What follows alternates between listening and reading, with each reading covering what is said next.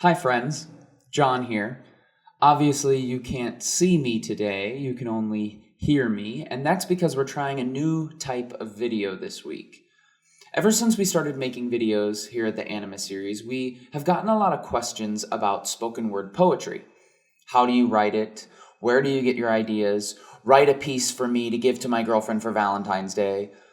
This isn't really a question, but it was a real request.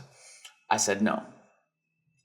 It seems there are enough of you interested in spoken word to warrant doing a video or even perhaps a video series on this topic.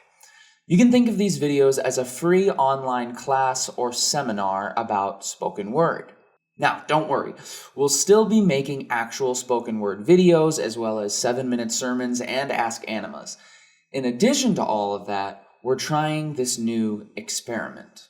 Since spoken word is an extremely general topic, it seems that the best way to tackle it would be to split things up and to take them on one section and question at a time. For our first lesson today, I want to focus on where I get my ideas. Inspiration is a rare and tricky animal. We're often so grateful when it comes along that we forget to take note of where it actually came from. This is foolish. I know because I do it all the time. It's like finding a piece of gold in a field and immediately running off to sell it without taking time to remember where the field was. You may make a small profit from that one little nugget, but you've lost the field. You'll never be able to find your way back and find the bags full of gold that you left sitting underneath the surface. It's a common misconception that inspiration is something to be waited on rather than something we must seek out. When we take note of where inspiration comes from, then we know where to go looking for it next time we're running low. After much deep reflection and soul searching, I have composed 5 sparks that I draw inspiration from. In this video, I'll break down all 5 sparks for you, as well as provide examples of the poems that have sprouted from each of them. Let's begin. Number 1 is experience. Any great artist, leader, or businessman will tell you that experience can be our greatest teacher.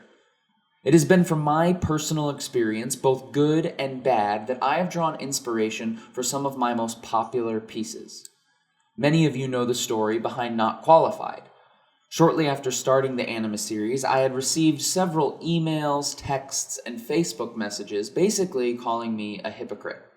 The senders of these messages held the opinion that because of mistakes I had made, I shouldn't be appearing in the types of videos we were creating. Experiencing this type of adversity brought on many challenges, but also many lessons.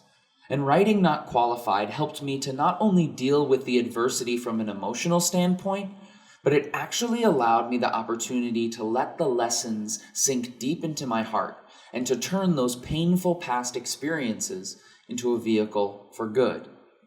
A video like Tell Your Story was written much in the same vein. Now before we move on, I want to give you 2 quick warnings on using experience as inspiration. Number 1, be cautious of oversharing. If you're just writing for yourself and you're the only person who will ever see it, then by all means, bear it all, tell all your secrets. But if you plan to take the piece public in any way, I encourage you to think carefully about how detailed and specific you want to get. Spoken word can be very therapeutic, but in my opinion, it should not be public therapy. Also, make sure to consult your loved ones before you publish any personal experience piece online. Them being comfortable with what you're sharing is just as important, if not more important, than you being comfortable with it. Now, I understand it's never fully comfortable to share personal experiences, especially publicly and especially online. But it's important for your family and loved ones to be on the same page as you. This is a lesson that I had to learn the hard way. Number 2 is log your experiences. Experience has the same challenge that inspiration does.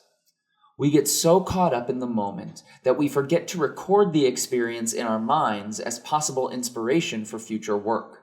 Now, obviously, we want to be present in the moment rather than being that friend who whips out a notebook every 5 minutes. I've been that friend. Trust me, it ruins the fun for everyone. And this struggle can be easily combated through journaling, daily reflection, or even just a quick log in the Notes app to serve as a reminder when you go to develop your thoughts later. All right, let's move on to spark number 2, questions. Curiosity may have killed the cat, but it is the lifeblood of a poet. A question that you or somebody you know has been struggling with can prove to be an extremely effective spark when writing a spoken word piece. Many of my pieces were born from questions. What Are You Afraid Of was born out of a conversation I was having with a friend. We were watching basketball one night when, out of the blue, he asked, "John, what do you think the opposite of fear is?" I was pretty into the game, so I sort of brushed it off at the time. As the days went on, though, I couldn't get that question out of my head. Eventually, I just started writing down every word that came to mind as an opposing force to fear. This list of words later became the poem. 7 Days, A Creation Story had a similar process. That piece stemmed from the question, what would a modern-day version of the Genesis creation poem sound like? For other videos like What is Grace or What is the Church Really About, the question itself ended up being the title of the piece. A question is a great spark for a spoken word piece. And conversely, writing a spoken word piece about a question is a great excuse to start discovering an answer. Having to create something from that question forces you to think more critically about it than you otherwise might have. Instead of stopping at the question, the key is to let the question spark an investigation, to allow the investigation to flow into imagination and eventually into a work of art. Number 3 is key phrases or words. You know how you get a song stuck in your head? You can't seem to stop humming it, singing it, and even dancing to it, even in completely inappropriate circumstances? Well, that doesn't just happen with songs, does it? Sometimes we hear a word or a phrase, and even though we've heard it 1,000 times before, it sticks in our mind. For some reason, it's as if we're hearing it for the first time, and we begin to see it in a different light, and we begin to search it for its true meaning. This is what happened to me with the word encounter one summer.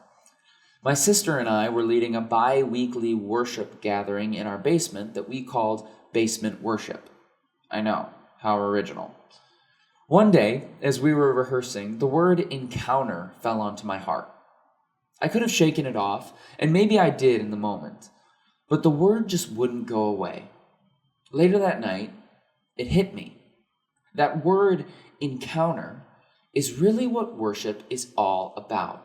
When we show up to a worship service, small group, Bible study, prayer meeting, whatever it may be, we come to have an encounter with God and all that He brings into our lives. If you haven't figured it out yet, this word was the spark that led to the creation of Encounter, a call to worship. Pay attention to the words and phrases people use, especially the ones we overuse without really thinking about what they mean. These words can be a perfect spark for a future poem. Number 4 is frustration/injustice. I wrote a post on my blog last May called Finding Your Why.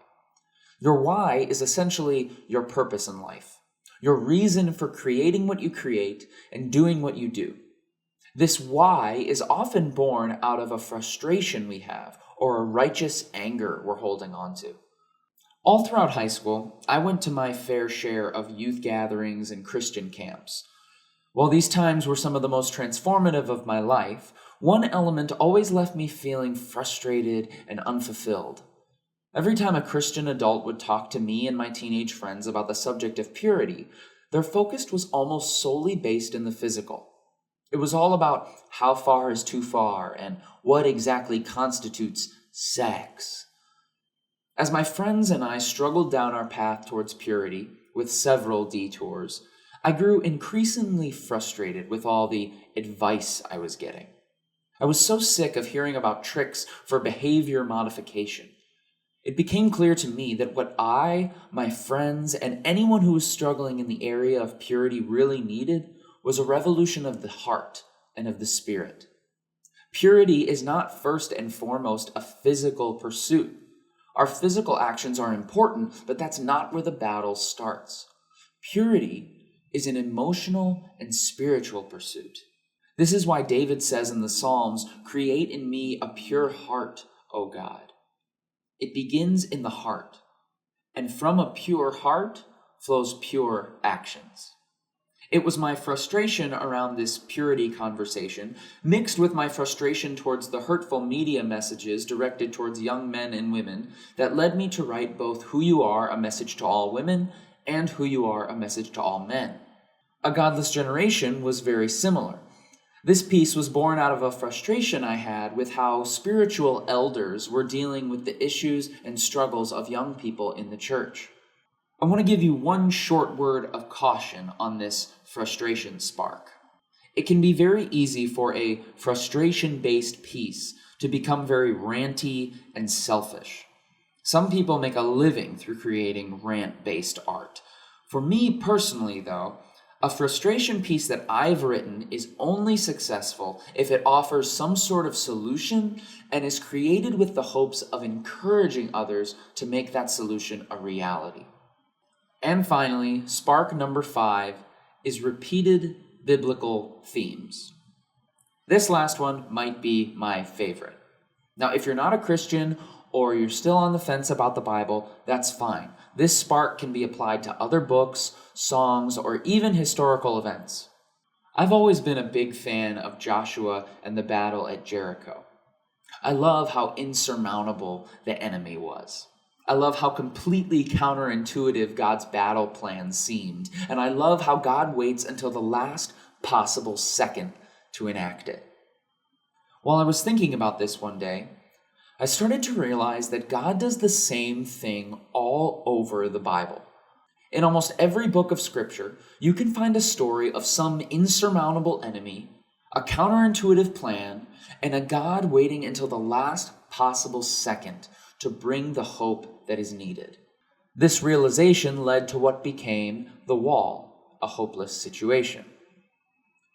When you find a theme, whether it be in the Bible, a song, or life in general, start training yourself to ask where else that theme might pop up. I bet you'll find it in more places than you ever thought.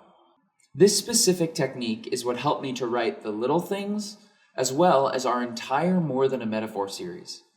Again, this spark is fertile ground for planting the seeds for your spoken word poem. And there you have it.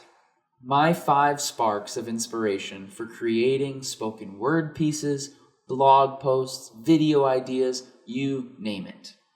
I hope these have been helpful for you. More importantly, I hope you use them in creating your next masterpiece. Again, I want to reiterate, this is a new type of video for us, which means we really need your feedback. We want to know, was this helpful? Would you be interested in more videos like this? How can we improve your viewing experience of these types of videos? As always, we want to hear from you. Once again, I'm Jon. Thank you so much for watching and listening. Keep being awesome.